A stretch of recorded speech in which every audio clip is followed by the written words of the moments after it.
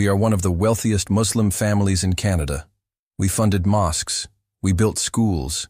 We gave our name to Islamic causes on 3 continents. And then Jesus Christ walked into a locked room in Orlando, Florida, untied our daughter, and led her out through a door that had no business opening. What happened after that changed everything our family had ever built our lives on.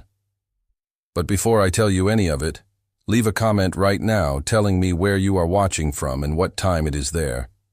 I want to see how far the grace of Jesus is reaching today. My name is Karim Mansouri. I am 53 years old, and I am going to tell you a story that I could not have told 2 years ago, because 2 years ago I did not have the words for it, and I was not yet certain that the world was ready to hear it. I am certain now.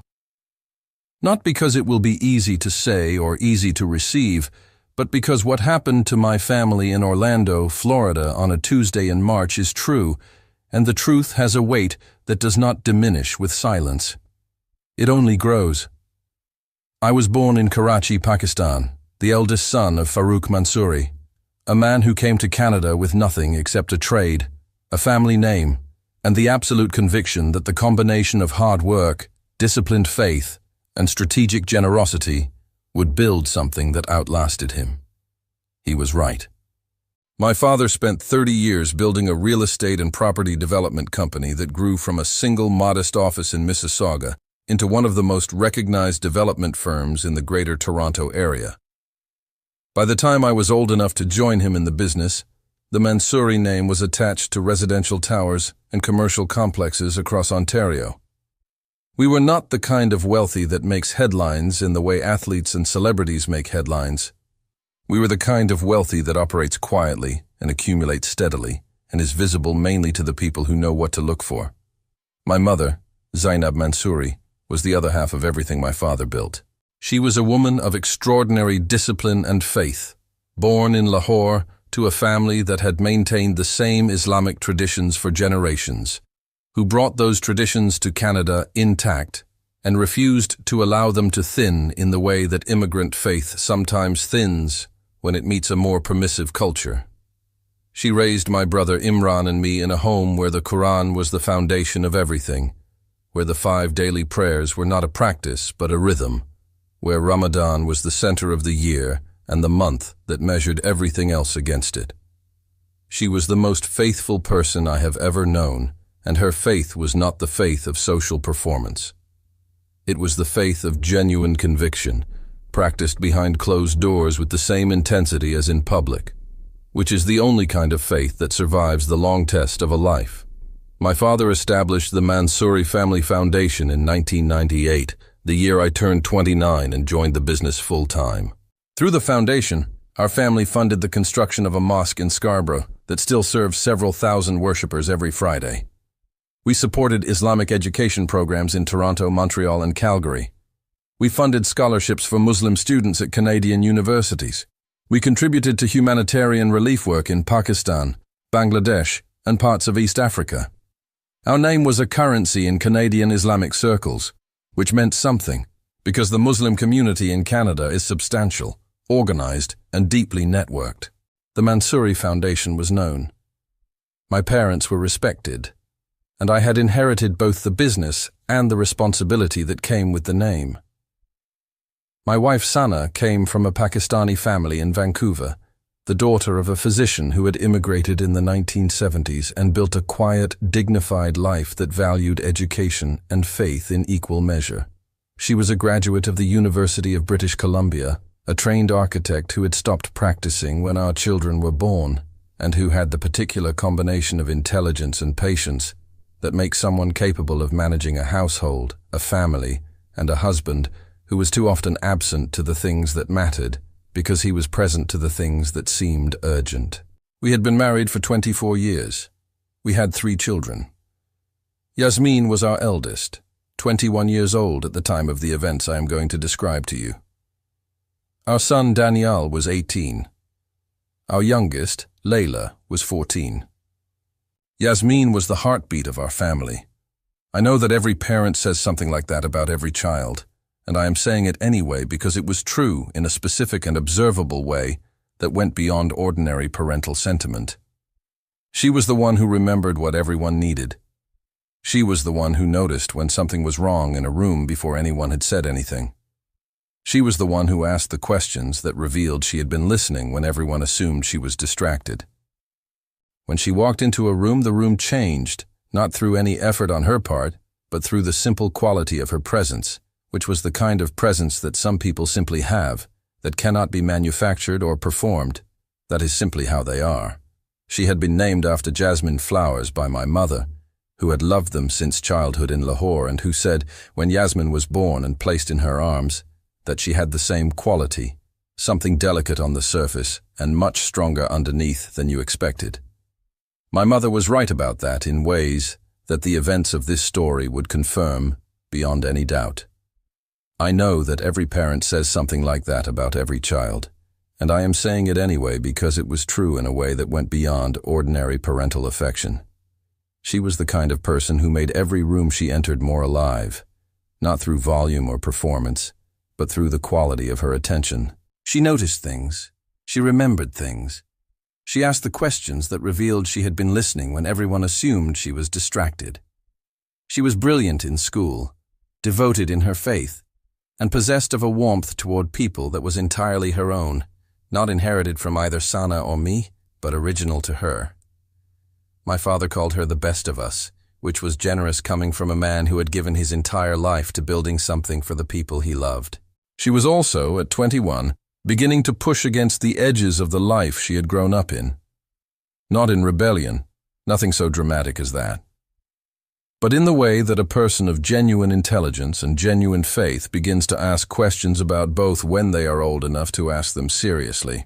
She had been attending the University of Toronto, studying international relations, and the exposure to the full range of human experience and human thinking that university provides had given her a restlessness that I recognized because I had felt it myself at her age and had suppressed it, which I now understand was the wrong choice.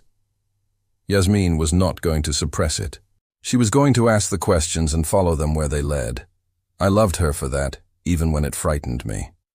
The plan for the trip to Orlando began with Layla, our youngest, who had been talking about Disney World with a persistence that wore down every objection over a period of about 6 months.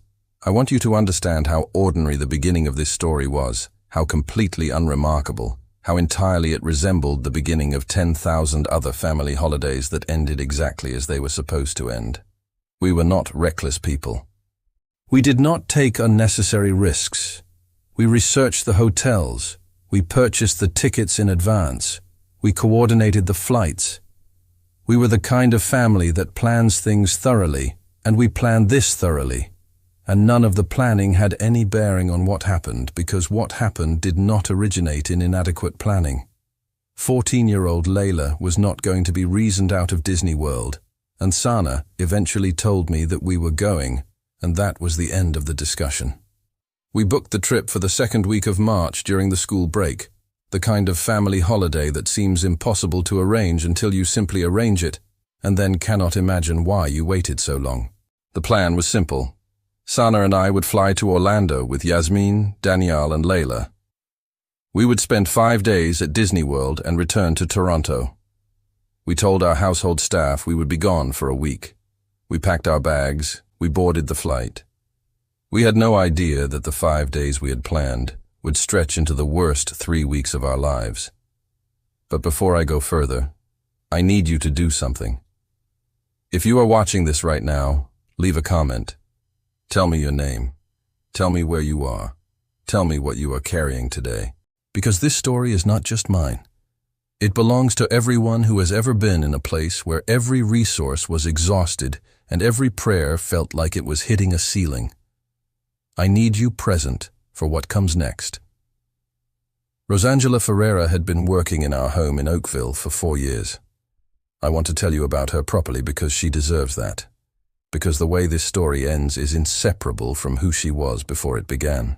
It would be easy to tell this story in a way that makes Rosangela a vehicle for a miracle and then returns her to the background, and I refuse to do that. She was not a vehicle. She was a woman with her own history and her own faith and her own courage, and the courage she displayed in our kitchen on her second night in Orlando is the specific kind of courage that does not announce itself as courage, but simply acts, and I have never fully recovered from witnessing it. She was 38 years old, born in Campinas, São Paulo, the daughter of a pastor of an Assembleia de Deus church, who had raised 7 children in a household where faith was not a Sunday practice, but a daily reality, as concrete as the food on the table. Rosangela had come to Canada through a legitimate domestic work program, initially to a family in Brampton, and had come to us through a referral from a family we knew in the Mississauga Islamic community, who spoke of her with a warmth that was unusual for a professional reference. She was, they said, more than an employee. She was the kind of person who makes a house feel different. They were right. From her first week with us, Rosangela moved through our home with a quiet dignity and a genuine care that was impossible to mistake for professional performance. She loved our children in the specific way that some people love other people's children, not as a duty, but as a natural expression of who they were. She remembered Layla's preferences and Danielle's humor and Yasmin's moods.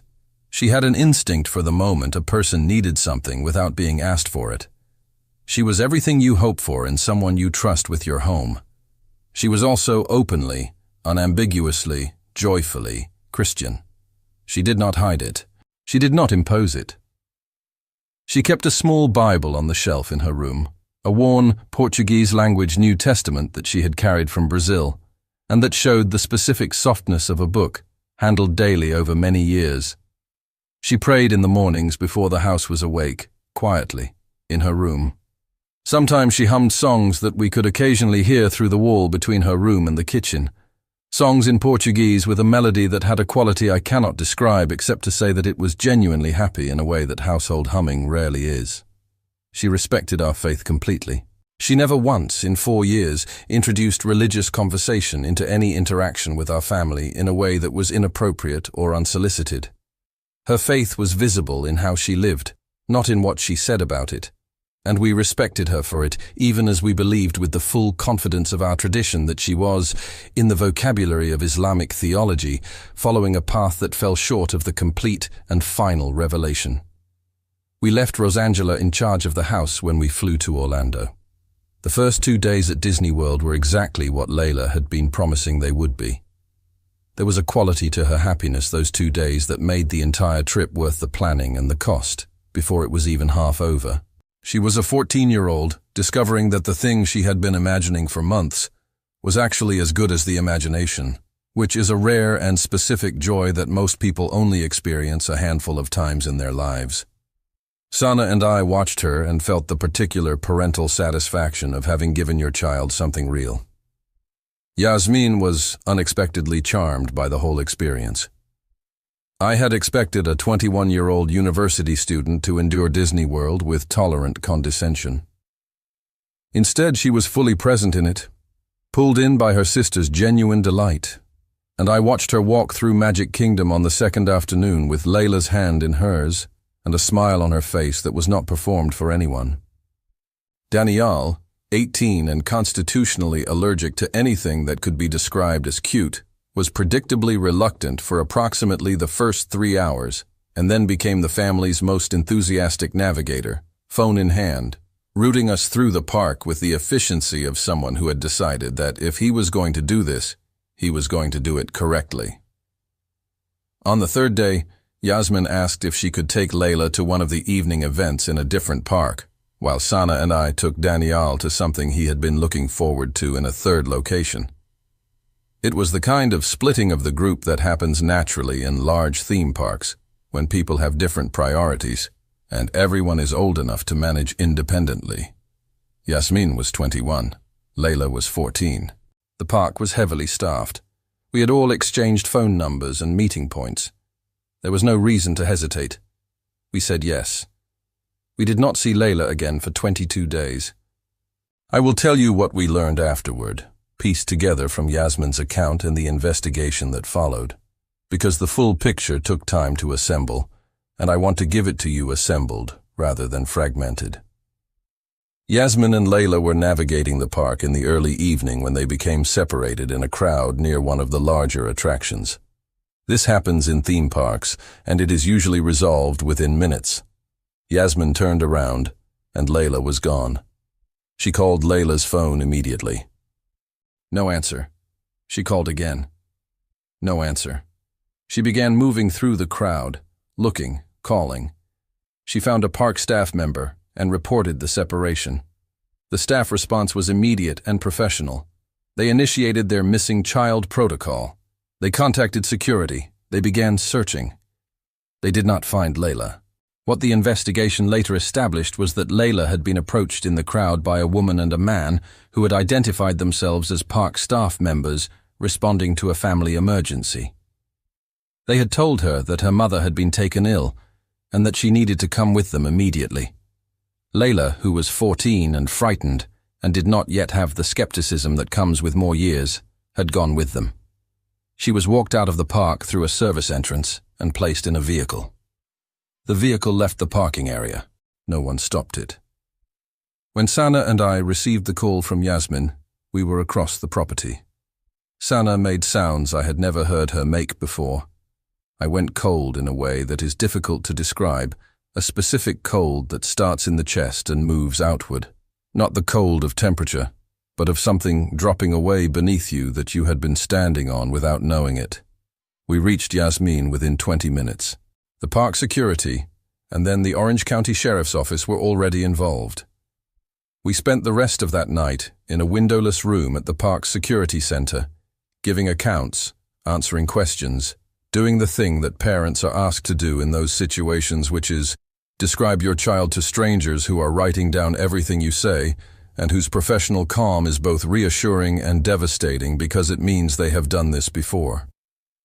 I called my father in Toronto from that security center room. It was past midnight. He answered on the second ring. He listened to what I told him without saying anything for a long time, and then he said he was calling people. That was my father's first response to any crisis.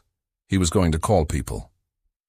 Within 2 hours, he had been on the phone with the Canadian consul in Miami, with a senior contact at the Toronto Police Service, who had connections to American law enforcement, and with a private security firm based in New York that he had used for business security arrangements, and that he believed had resources in Florida. He called me back at 3 a.m. with the names and numbers of everyone he had spoken to, and the assurance that everything that could be done was being done. Everything that could be done was being done. That phrase accompanied the following weeks like a refrain. Our lawyer flew to Orlando within 48 hours. The FBI became involved because the crossing of state lines was suspected. A private investigation firm with experience in child abduction cases was engaged. The Canadian government applied diplomatic pressure through the American State Department. My father's contact network, which spanned business, government, and the Islamic community across North America, was mobilized in a way that would have been impressive in any other context. We had resources that most families in this situation would never have had. We used every single one of them. The Islamic community response was extraordinary. Within days of the news spreading, imams from mosques across the Greater Toronto area were leading special prayers for Layla at Friday services.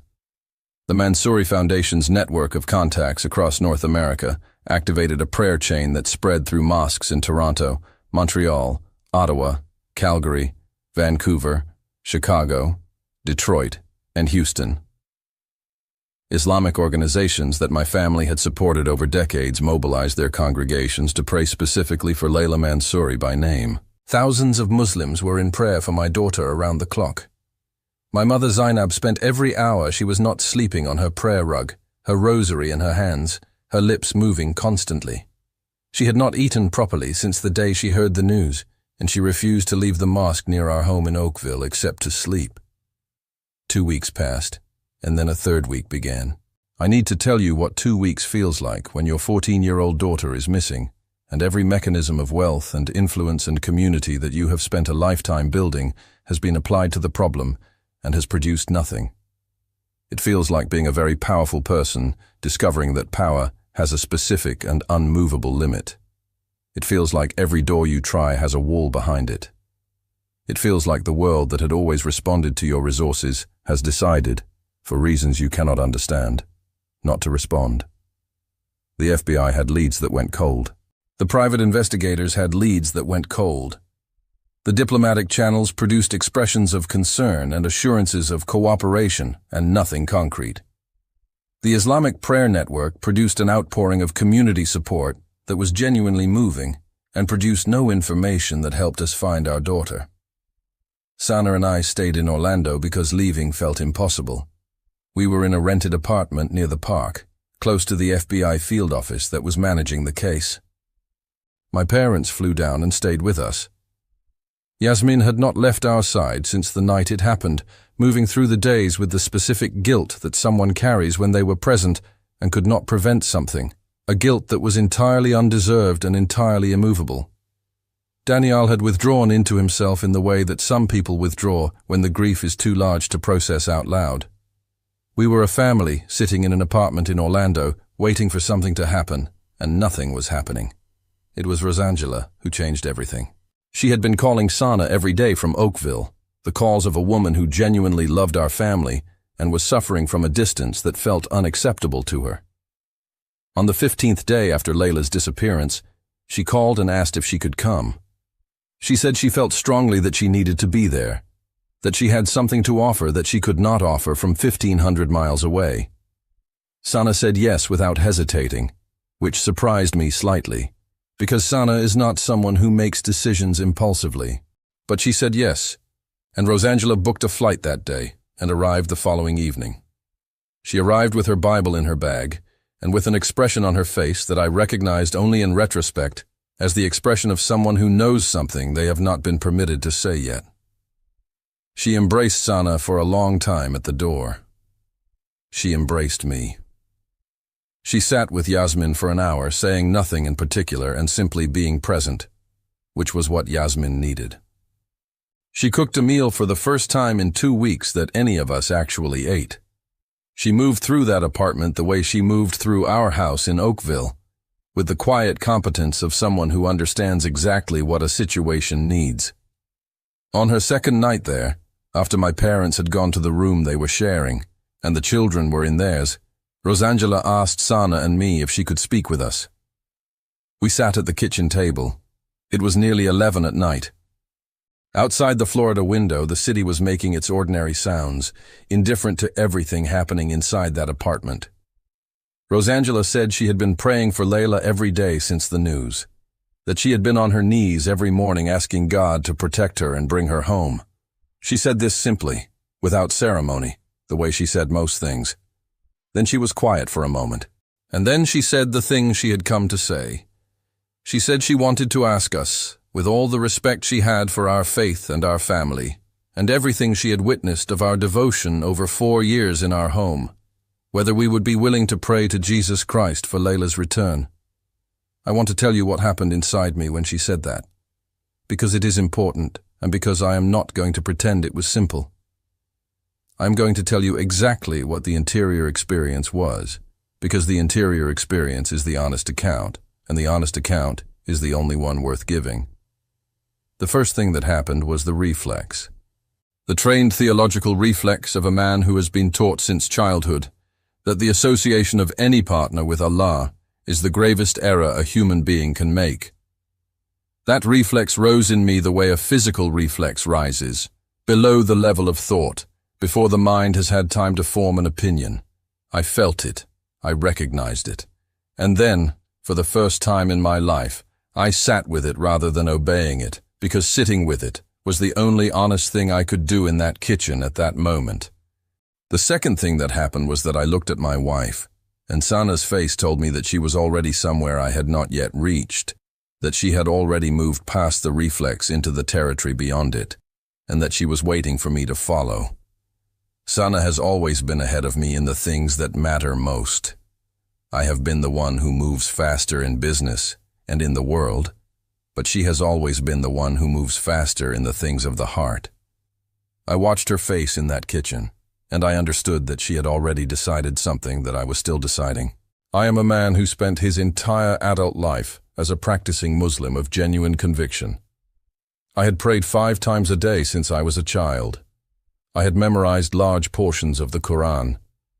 I had funded mosques and Islamic education and the propagation of Islamic faith because I believed completely that Islam was the final and complete revelation of God to humanity, and that Jesus, while a respected prophet, was not who Christians claimed him to be. I had never, in 51 years, prayed to Jesus. The idea was not uncomfortable to me the way it might be uncomfortable to a secular person. It was theologically objectionable. It was, in the framework I had lived inside my entire life, a form of shirk, the association of partners with Allah, which is the most serious error a Muslim can commit. That was what I believed, and I had a 14-year-old daughter who had been missing for 15 days, and every resource of my tradition, my wealth, and my influence had not found her. Sana spoke before I did. She looked at Rosangela and said, "Tell us what you know about Jesus." I looked at my wife. Her eyes were dry. She had been crying for 15 days and her eyes were dry. She was looking at Rosangela with the expression of a woman who has made a decision and is waiting for the information she needs to carry it out. Rosangela opened her Bible. The worn Portuguese New Testament, soft at the corners, the pages carrying the slight gray of many thousands of readings. She found a passage and she began to read, translating as she went into English, and then, for my benefit, pausing to restate key phrases in a way that was clear and simple and without any rhetorical pressure. She read from the Gospel of Luke, the passage where a desperate father brings his only son to Jesus after the disciples had been unable to help him, and Jesus heals the boy and gives him back to his father. She read slowly, giving each sentence space. I watched Sana's face while Rosangela read, and I watched something in it shift. Not dramatically, not all at once, but by a degree that was visible and real. Then Rosangela told us about Peter, about the prison and the chains, and the guards and the iron gate that opened by itself. She told us about Paul and Silas in Philippi, beaten, their feet locked in stocks, singing at midnight until the earthquake broke every chain and opened every door. She told these stories not as theological arguments, but as accounts, the way a person who was there might tell them, with the specific weight of events rather than the lightness of illustrations. She said the God who did those things was the same God today, that Jesus was not a historical figure who had closed his file and moved on, that he was alive and present and had been answering prayers in situations like this one for 2,000 years. Then she looked at both of us and said, "I want to pray for Layla right now, right? I believe with everything in me that Jesus hears this kind of prayer. I believe he is waiting to be asked." I looked at Sana. She looked at me. We had nothing left to protect. We had spent 15 days being the powerful family with the resources and the connections and the Islamic prayer network, and our daughter was still in a room somewhere that nobody could find. Whatever theological objection my tradition had trained me to raise, I could not raise it in that kitchen at 11 o'clock at night with my wife's eyes looking back at me the way they were looking back at me. I said yes. Rosangela bowed her head, and she prayed. In Portuguese first, then in English, flowing between the two languages the way bilingual people sometimes flow when the language of the heart and the language of the context are both necessary. She prayed with the specific directness that I had never encountered in any prayer from any tradition, a directness that was not irreverence, but its opposite, the particular intimacy of someone speaking to a person they know well and trust completely. She called Jesus by name. She called him Lord. She reminded him, as she put it, of his own promises, specifically the promise that what is asked in his name will be given. She said, "Lord, there is a 14-year-old girl named Layla who belongs to this family that you love, and she is somewhere afraid and alone, and you know exactly where she is. Send your angels, break every chain, open every door, bring her home." Sana was crying before the prayer was 3 sentences long. I was not far behind her. We sat at that kitchen table in Orlando with a Brazilian woman who cleaned our house and earned a fraction of what we spent on a single family dinner. And we let her pray to Jesus on behalf of our daughter.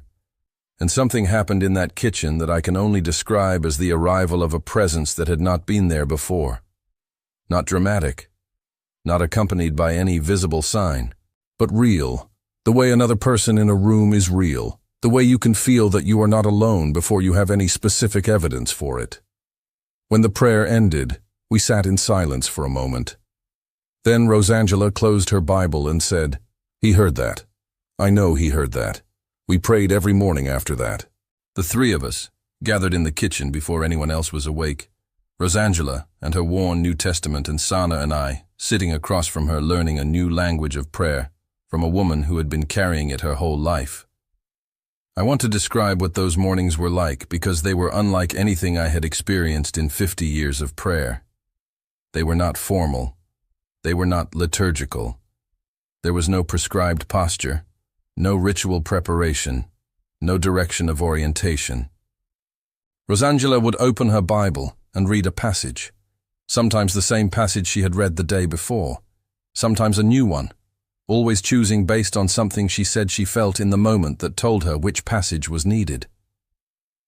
Then she would bow her head and speak to Jesus the way I have described, with the direct familiarity of someone who had been in daily conversation with him since she was a teenager and who had no need to be formal, because formal was for strangers, and Jesus was not a stranger to her. What changed in me over those 7 mornings was not a theological argument. I was not convinced by the logic of Christianity as a system, though I have since engaged with that logic and found it more substantial than I had been taught. What changed was something more immediate and more difficult to articulate. It was the experience of watching another person's prayer, of sitting close enough to Rosangela that I could hear her breathe between sentences, could watch her hands open on the table, could see on her face the specific expression of someone who is genuinely heard by the person they are speaking to. She was not performing. She had no audience she was playing to. She was simply talking to Jesus the way you talk to someone you love and trust absolutely, with the confidence of long relationship. And I sat across from that, and I felt something in me respond to it that I did not have a category for. The best way I can describe it is this. I had prayed thousands of prayers in my life that were sincere and correct and real. And I had never felt the thing that Rosangela's face was showing me she felt when she prayed. I had never felt received. I had felt dutiful. I had felt obedient. I had felt the satisfaction of having done what was required. But the thing Rosangela had, that quality of genuine two-way presence in her prayer, I had never had that.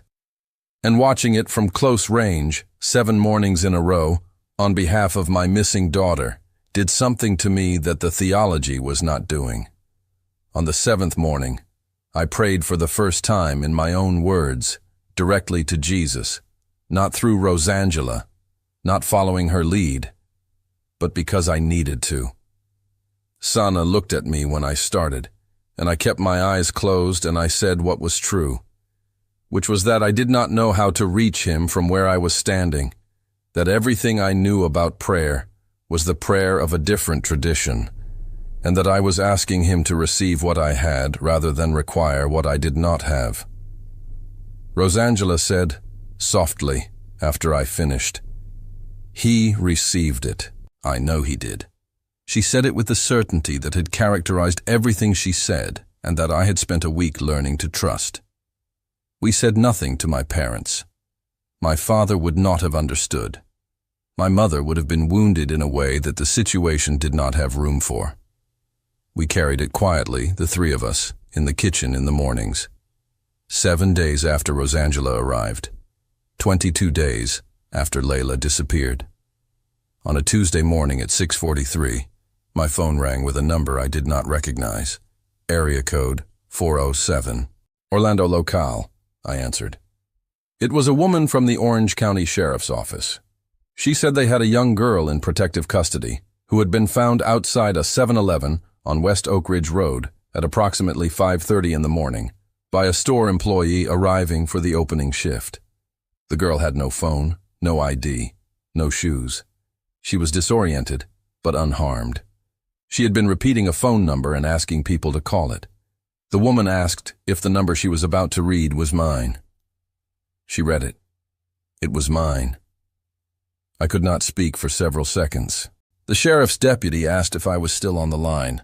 I said yes in a voice that did not sound like me. She said my daughter was asking for me and would I like to speak with her. Layla's voice came on the line. She said, "Baba." Just that word.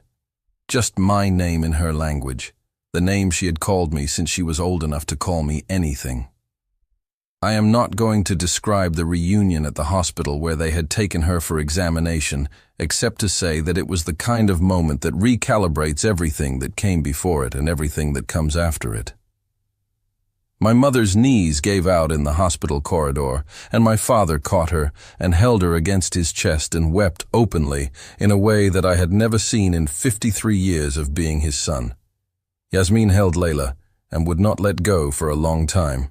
Daniel stood behind them with his hand on both their heads, saying nothing, his face doing things that 18-year-old faces rarely have occasion to do. That evening, when the hospital had cleared her and we had brought her back to the apartment and fed her and watched her sleep for an hour to confirm she was real, Sana and I sat with her and asked her what had happened. She told us everything, from the night she was taken to the morning she was found. She told it carefully and in order, the way she told everything, with the particular precision of a person who has been organizing her thoughts for a long time and is finally able to deliver them. The place she had been held was a house in a residential area that she could not specifically identify. She had been kept in a back room with a locked door and a single window that was covered from the outside. She had been given food and water. She had not been harmed physically. She had been told she was going to be moved soon. She did not know why she had been taken, or what the people holding her wanted. She had prayed every day, the prayers of her childhood, calling on Allah to rescue her. And she said this quietly and with a pause afterward that told me she was going to say something else. She said the prayers had felt empty. She said she did not mean any disrespect, and she was not saying there was anything wrong with the prayers. She said it was how it felt, like shouting into a room where no one was listening. She said on the night she escaped, she had been unable to sleep. It was the middle of the night. The house was quiet. She was lying on the floor where she slept, and she had given up trying to pray in any formal way, and she had simply said in a whisper to the dark, "If anyone is there, please help me. I cannot get out of this by myself. Please." She said the room changed, not the physical room, the quality of the room. She said it is hard to describe, but the darkness became different, less complete, and there was a warmth that had not been there that she felt on her skin the way you feel the warmth of a fire that has just been lit nearby. She sat up. There was a man in the room. She said he was standing near the door, and he was wearing white, and the light in the room was coming from him. Not from any electrical source, not from outside, but from him, a warm light that should have been alarming but was not. She said she was not afraid. She said this was the strangest part of the whole thing, that by every rational measure she should have been terrified. A strange man in a locked room in the middle of the night, and she was not afraid. She was, she said, more calm in that moment than she had been in 22 days. The man looked at her and said her name, Layla. He said it the way people say names when they are addressing someone they know, not the way strangers say a name they have been told. He said, "I heard you. It is time to go home." She said the rope they had used to tie her wrists was on the floor beside her, already loose, though she had no memory of it being untied or untying itself. She stood up. The man walked to the metal door and it opened. She followed him through the house, through a hallway, past the room where she could hear at least one person sleeping, through a kitchen, out a back door, and into the night air. She followed the man in white down a street she did not know, and then another street, and then they came to a road she recognized as a main road from the traffic sounds. The man stopped. He looked at her and said, "Your family has been asking for you. Go to the light." She looked toward the intersection ahead and saw the lights of a convenience store. When she turned back, he was gone. She walked to the store. She asked the employee arriving for the morning shift to call the number she had been repeating in her head every day for 3 weeks like a prayer. The sitting room of our apartment was completely silent when Layla finished speaking. My mother had her hand pressed flat against her mouth. My father was looking at a point on the wall above Layla's head with an expression I had never seen on him in my entire life. Something open and raw and entirely without the controlled authority that was his constant presence. Yasmin was holding Layla's hand with both of hers. Danielle had not moved. Sana looked at me. Her eyes said what mine were saying. We had prayed to Jesus 7 days ago. We had asked him to send his angels and open every door and break every chain. And a man in white who said he had heard us had walked into a locked room in Orlando and untied our daughter and led her out through a door that was supposed to be locked. There was nothing left to argue about. Nothing left to qualify or explain away or file under coincidence. Jesus was real, he had answered, and our lives were never going to be the same. I want to tell you about the weeks that followed, because the conversion of the Mansouri family did not happen in a single dramatic moment. It happened the way dawn happens, gradually and then completely, moving through each person in our family at its own pace until the light had reached everywhere.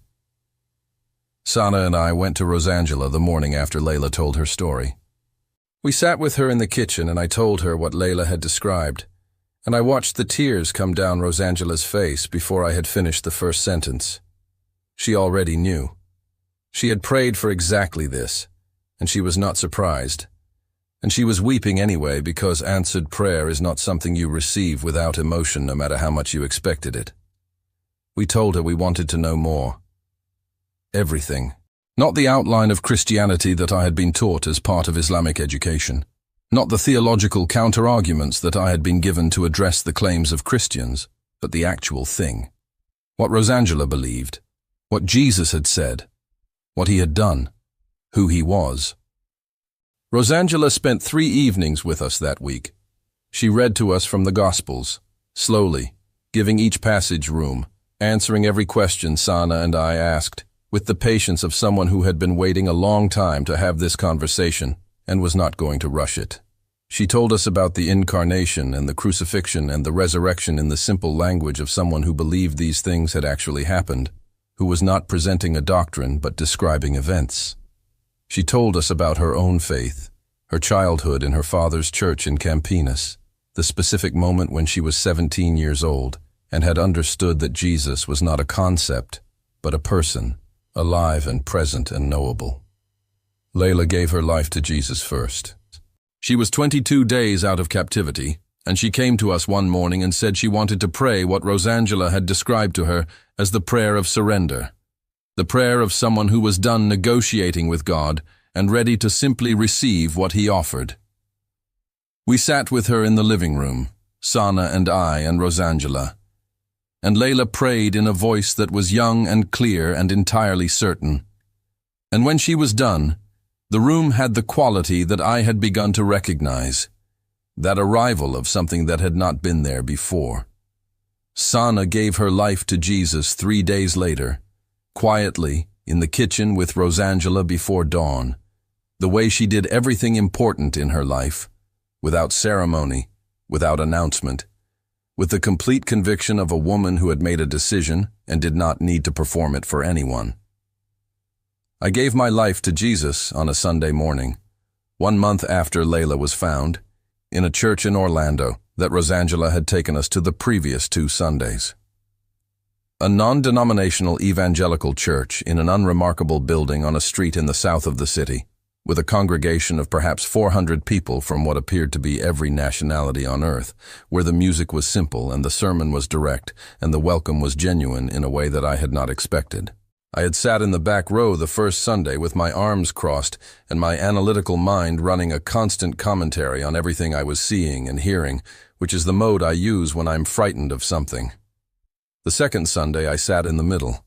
The third Sunday I walked to the front when the pastor invited people to come forward, and I stood there with my hands open and I said to Jesus out loud, in a church full of strangers, that I believed he was who he said he was, and that everything I had built and everything I owned and everything I had ever been was his to do with as he chose.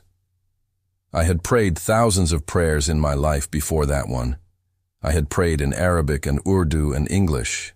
I had prayed at sunrise and sunset and midnight. I had prayed in mosques and in boardrooms and on prayer rugs in hotel rooms in cities on 4 continents. I had never, until that Sunday morning in Orlando, prayed from the place where there was nothing being managed, nothing being performed, nothing being withheld. The prayer I prayed that morning was the prayer of a man who had run out of everything except need, which is, I now understand, exactly the condition that makes genuine prayer possible. Yasmin came to faith 2 weeks later in a conversation with Rosangela that lasted 4 hours and that I was not present for, which was right. She needed to come to it through her own questions, in her own time, without her father in the room. She came to find me afterward, and she said, "Baba, I have been asking the right questions in the wrong direction my whole life, and now I know where to point them." Daniel took longer. He was 18 and grieving, and the combination of what had happened to Layla and what was happening to the family around him was a pressure that he processed internally in the way he processed everything. He gave his life to Jesus 6 weeks after Layla was found, sitting alone in the room he shared with no one in the Orlando apartment, with a Bible that Rosangela had given him that he had been reading in secret for 3 weeks. He came out and found me and said, "I read everything. I believe it." That was all. That was Daniel. My parents were the last. The weight of what that cost my mother I will not pretend to fully understand, because my mother's Islam was not nominal or cultural or inherited without examination. It was the center of herself. It was what she had carried across an ocean and maintained in a foreign country and given to her children as the most precious thing she had to give. To be asked to release it at 71 years old, after a lifetime of faithful practice, was not a small thing, and I will not describe it as though it was.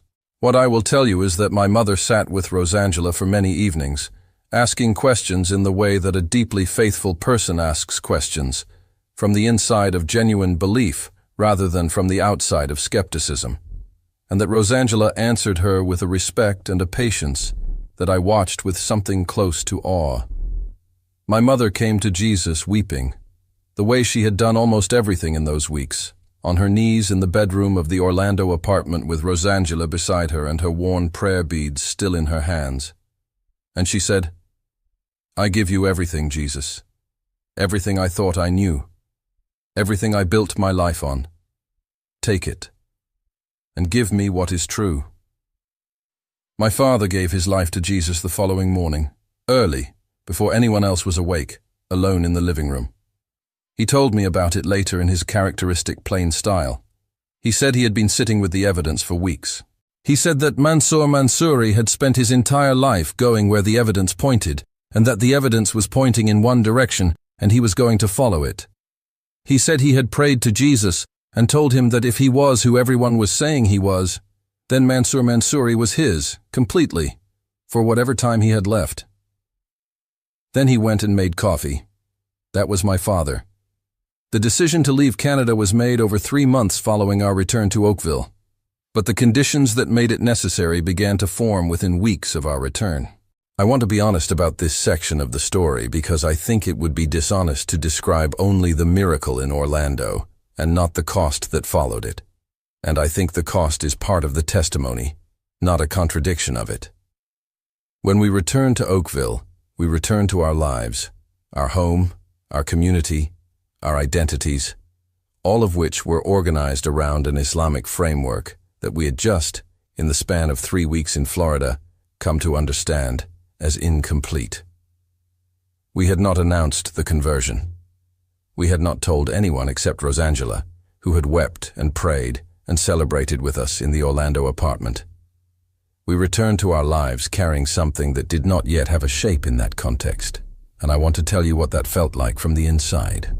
It felt like wearing a different skin under familiar clothes. Every Friday when we went to the mosque for Juma prayers, which we continued to do for the first few weeks because not going would have raised questions we were not ready to answer, I stood in the rows with my fellow worshippers and recited words I had recited thousands of times and felt the specific dissonance of a person who has crossed over doing something that belongs to the side they left. It was not hypocrisy in the sense of cynical performance. It was the disorientation of transition, of a person who has been somewhere and is not yet fully home anywhere. Sana felt it differently. She felt it more as a grief than a dissonance, a mourning for the tradition she had loved and served and raised her children inside, a tradition that had given her structure and community and a framework for understanding the world that had served her well for 44 years. She was not renouncing Islam with contempt. She was releasing it with love, which is a much harder thing, because the thing you release with love leaves a mark that contempt never does. My parents were in Toronto. We had not told them yet. Every time I spoke with my father on the phone in those weeks, I was aware of the weight of what I was not saying, which is a specific kind of burden that anyone who has carried a significant undisclosed truth in a close relationship will recognize. My father asked how we were recovering from the ordeal. He asked about the children. He asked about whether we had retained a lawyer to pursue the case against whoever had taken Layla. I answered all of these questions accurately and withheld the one thing that mattered most, which was that his son and his grandchildren had given their lives to Jesus Christ in an apartment in Orlando and were trying to figure out what that meant for the rest of their lives. The conversation with my parents came 6 weeks after our return. I drove to Toronto on a Saturday and sat with them in the living room of the house in Mississauga where I had grown up, and I told them everything. What Rosangela had said, what we had prayed, what Layla had described, what we had come to believe. I told it plainly and in order because that is how I tell things, and because plain delivery seemed more respectful than dramatic delivery for a truth of this magnitude.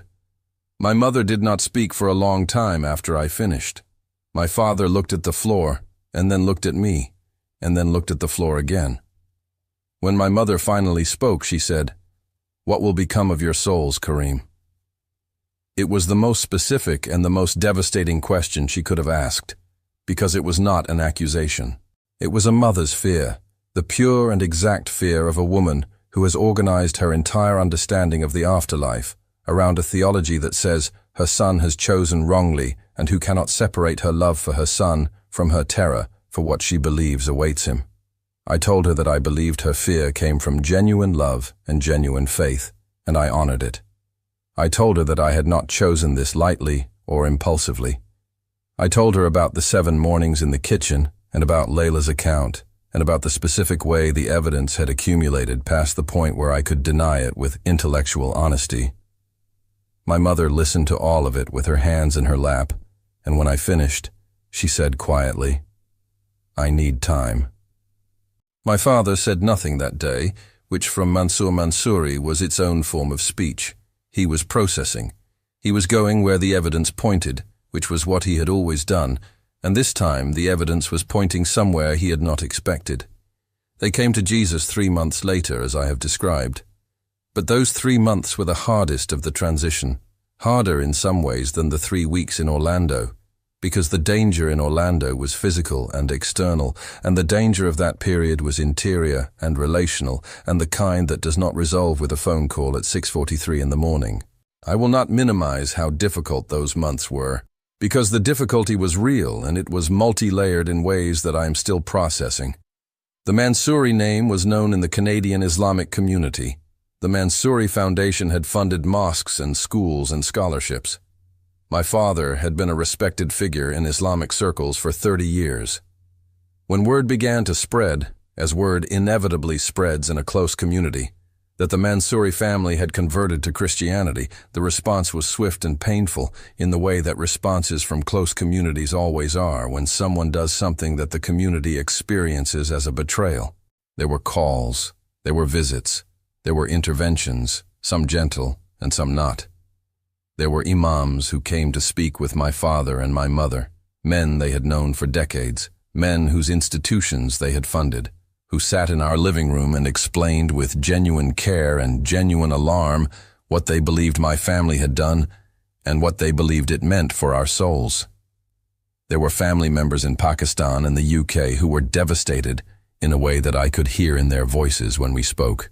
Not angry exactly, but the specific devastation of people watching something they loved and trusted come apart in a way they cannot prevent. My brother Imran, who had not been present for any of what happened in Orlando, and who had not had the 3 weeks that Sana and I had with Rosangela, and the questions, and the Bible, and the slowly accumulating weight of what we could no longer deny. Felt the conversion as an incomprehensible rupture. We have repaired some of that since. Not all of it. Yasmin lost friends. Daniel lost a community he had grown up in. Layla was too young to fully understand the social architecture that was shifting around her, which was perhaps a mercy. Sana's family in Vancouver responded with a grief that we are still navigating. These are the real costs of what we chose, and I am telling you about them because I believe you deserve the honest account rather than the version that omits what it cost. We chose the United States. Specifically, we chose Houston, Texas, partly for the business opportunities my father identified and partly because Houston has a large international community that makes the arrival of a Muslim background family that has converted to Christianity less unusual than it might be in some other contexts.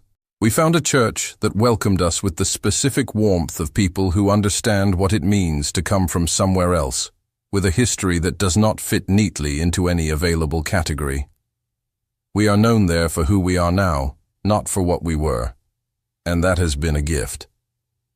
Rosangela came with us, not as an employee but as family, which is what she had become, which is what she had always been in the ways that matter. She is with us in Houston, part of our household and part of our community, present at Sunday services in the front row where she belongs. The woman who earned a fraction of what we spent on a single dinner and who held out her hand to a family that was drowning with a confidence that was not arrogance but faith. We would not be here without her. I say that in the plain literal sense. We would not be here. Layla is 16 now. She is in high school in Houston, and she plays guitar on the youth worship team at our church on Sunday evenings. She has the specific quality of a person who has been somewhere and come back, a depth of presence that people notice without always being able to name. She does not talk about what happened to her easily or often. When she does, she talks about the man in white with the same certainty with which she talks about any other person she has met. She says, "He knew my name. He knew exactly where I was. He came for me specifically." She says it the way you say something you saw with your own eyes and do not need anyone else to confirm. Layla is 16 now, and she plays guitar on the youth worship team at our church on Sunday evenings, as I have said. And I want to tell you one more thing about her before I close, because it belongs in this story. She carries what happened to her in a way that has not made her smaller. I had feared in the months after Orlando that the experience might do what difficult experiences sometimes do to young people, that it might close something in her, might produce a fearfulness or a withdrawal that would narrow the person she was becoming. The opposite has happened.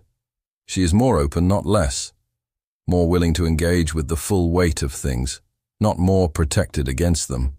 She has the quality that I have only ever seen in people who have been somewhere that most people have not been and come back. A stillness underneath the ordinary movement of her life that is not distance, but depth. She told me something 6 months after Orlando that I think about often. She said that the strangest part of what happened to her was not the 3 weeks in the room, hard as those weeks were. The strangest part was the moment the man in white said her name. She said, "He said it like he had known me my whole life, like my name was familiar to him, like he had been saying it for years and was finally saying it to my face." She said, "I don't know how to explain how that felt, but it felt like being completely known and completely safe at the same time. And I had never felt both of those things at once before." I have thought about what she said many times since. I think about what it means to be called by name by the person who made you. I think about what it means for a 53-year-old man to discover, in an apartment in Orlando, that the entire architecture of his certainty about God had a door in it that he had never found, and that the door opened from the outside, not the inside. I think about what it cost my family to walk through that door and what they found on the other side of it, and I know with a completeness I have never felt about anything that the cost was worth it, and that the finding was everything. I am 53 years old and I am standing on the other side of the most complete transformation of my life, and I want to tell you what I know from this side that I could not have told you from the other side. I spent my entire adult life being a man who solved problems with resources. I had more resources than most people will ever have, and I spent them liberally in every direction, and I was genuinely grateful for the ability to help people with them. That is not what I am describing when I say that Jesus is what no resource could be. I am describing something more specific. I am describing the thing that happened when every resource ran out. When the security firm had no leads, and the diplomatic channels were empty, and the prayer network of thousands of Muslims was rising and hitting a ceiling and coming back down. When Mansur Mansuri, the patriarch of the Mansuri family, sat in his son's sitting room and had nothing left to say. In that specific place, with nothing left, Jesus was there. Not symbolically, not as a comfort concept. In a locked room in a residential area in Orlando, Florida, in the middle of the night, present, visible, known by name, opening doors. That is what I have. That is what our family has. It is not a theology I adopted when it was convenient, or a religion I joined for social reasons, or a comfort I reached for in a moment of weakness. I want to be very precise about this because I know how the story of a wealthy Muslim family converting to Christianity will be read by some people, and I want to address that reading directly. I was not a nominal Muslim. I was not a cultural Muslim who practiced occasionally for social reasons. I was a man who had prayed 5 times a day since childhood, who had memorized the Quran, who had funded mosques and Islamic education and the global propagation of Islamic faith because he believed completely in what he was propagating. My mother was the most genuinely devout person I have ever known, and my father was a man whose faith was as real as his balance sheet. Our conversion is not the story of people who had a thin attachment to their religion and found something more compelling. It is the story of people who had a deep, sincere, lifelong attachment to their tradition, and who encountered something that the tradition, despite all its depth and beauty and genuine truth, had not been able to give them, which was the specific person of Jesus Christ walking into a locked room in Florida. I say this because I want you to understand the weight of what we chose, and because I want you to understand that what we chose was not against Islam so much as it was for Jesus, and that for Jesus is a different thing than against anything. We did not leave a tradition we despised. We followed a truth that found us when we had run out of everything else. I also say this for anyone who is listening to this story from inside a tradition that taught them, as mine taught me, that Jesus is a respected prophet, but not the Son of God. I am not asking you to abandon what you have built your life on. I am asking you to be honest. I am asking you to take the evidence I have given you and hold it seriously, and ask yourself what kind of God would walk into a locked room for a 14-year-old girl whose family was Muslim. I will tell you what kind. The kind who goes where people need him regardless of what they call him. The kind who does not wait for your theology to be correct before he answers your prayer. The kind who said, "I heard you," to a frightened teenager in the dark and meant it. It is a fact that happened to a girl in a locked room and was witnessed by every member of her family in the weeks that followed, as we watched the evidence accumulate past the point where any honest person could deny it. I was a man of genuine Islamic faith for 50 years, and I am a man of genuine Christian faith now, and the difference between those two states is not a philosophical argument. It is a locked door that opened. I want to tell you one last thing before I close. About a morning in Houston approximately 4 months after we arrived here. I was in the church we had joined, a Saturday morning men's prayer group that met in the fellowship hall before 8. There were perhaps 20 men in the room, from different countries and different backgrounds. A Nigerian man who ran a logistics company, a Mexican man who was a high school teacher, a Vietnamese man who had come to America at 12 years old and built a small construction business, a man from Kentucky who had been born into the church and whose grandfather had attended it before him. We went around the room, and each man said what he was praying for that week. When it came to me, I said that I was praying for my brother Imran, who was still in the place where the family rupture had left him, who was still not ready to speak to my parents except formally and briefly, who was carrying the loss of the family he had known in a way that I could see in his voice on the phone and could not reach with anything I had tried. I said I was praying for a door to open. The man from Nigeria, whose name was Emmanuel, looked at me and said simply, "He opens doors." "Say it back." I said, He opens doors. Emmanuel said, "Again." I said it again, and something happened in my chest that I recognized, that quality of arrival, that presence. And Emmanuel said, "He already heard that. He is already moving. You just have to watch for where the door appears." I am watching. I am still watching. And I have learned enough in the last 2 years to know that the watching is not passive. The watching is faith, which is the most active thing a person can do. If you made it to the end of this story, I want you to do one thing. Leave a comment with 3 words. He opened doors. That is all. Because every time I read those words in the comments, I will know that one more person understands what happened to my family. One more person who knows that Jesus goes where no resource can reach. One more person who knows that the door you are facing, the one that has no visible mechanism for opening, the one that every reasonable plan has failed to open, is not beyond him. He opened doors for Peter. He opened doors for Paul and Silas.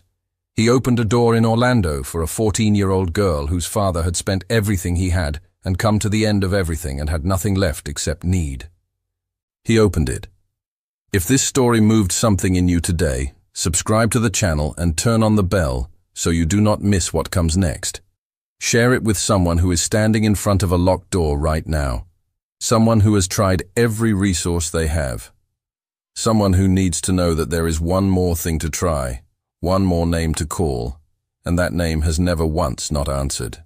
And if you have your own story, a moment when Jesus opened a door that had no right to open, leave it in the comments below. I read everyone. May Jesus walk with you today and in every day that is still ahead of you. Amen. There is a photograph on the wall of our living room in Houston. It was taken in Orlando 2 days after Layla came home, in the hospital room before she was discharged. All 7 of us are in it. My parents, Sana and me, Yasmin, Danielle, Layla. Rosangela is on the end. We are not a dramatic photograph. We are simply a family standing together, some of us with our arms around each other, all of us looking at the camera with the specific expression of people who have just come back from somewhere very far away and are glad to be standing where they are standing. I look at that photograph sometimes when I am in the house alone. I look at all of us in it, and I think about the specific chain of events that put us all in that room on that day. The Orlando trip that began with Layla's persistence, the separated crowd in the park, the locked room in a residential area somewhere in Orange County, a Nigerian woman named Emmanuel in a Houston fellowship hall telling me to say it back, a Brazilian woman who carried a worn New Testament from Campinas, São Paulo to Oakville, Ontario to Orlando, Florida, and sat down at a kitchen table at 11 o'clock at night and said 7 words that changed everything our family had ever believed. She said, "Let me introduce you to my Jesus. He was there. He heard. He answered. He opened the door. That is the whole of it. That is everything."